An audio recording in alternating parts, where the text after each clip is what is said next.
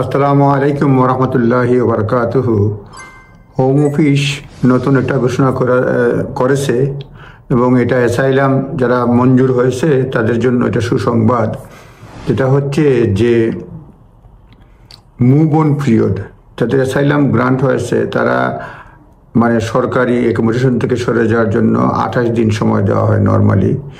9ই December থেকে এটা বাড়িয়ে ডবল করা হয়েছে 56 দিন। 28-day refugee move on period double to 56 days in new home office trial। এটা একটা ট্রায়াল এবং এটা চলবে until June 2025। Home Office extended 21-day move on period given to newly recognized refugees to leave their asylum accommodation, doubling it to 56 days।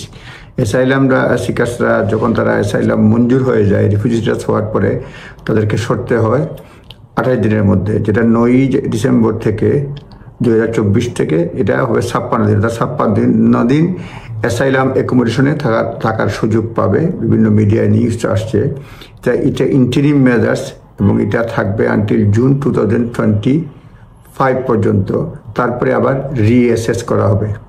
বিভিন্ন সংবাদপত্রে ব্যাপারে news আসছে যে 6 months pilot will be independently evaluate. তারা independently evaluate করবে। Local government association তারা এই নিউজটাকে ওয়েলকাম করছে।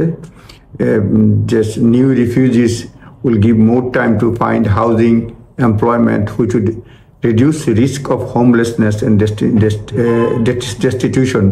তো এটা দিলে অনেকে দেখা যায় অ্যাসাইলাম পাওয়ার পরেই তারা হোমলেস হয়ে যায়। সেজন্য যারা কাজ পায়, থাকার জায়গা পায়, সেই জন্য এটা গুড নিউজ বলছে এবং রিফিউজি কাউন্সিল এটা স্বাগত জানাইছে। It is genuinely positive that government is putting place a pilot project to give refugees more time to move on with their lives। হ্যাঁ, এটা খুবই গুড নিউজ এবং দীর্ঘদিন যাবত তারা বলে আসছে এটা রিস্ক।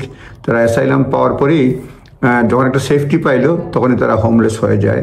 সুতরাং এটা মানে 28 দিনের জায়গায় 56 দিন দেওয়ার অর্থ হচ্ছে তারা পুরুষ, মহিলা, বাচ্চারা মানে একটা স্বস্তির নিঃশ্বাস ফেলতে পারবে।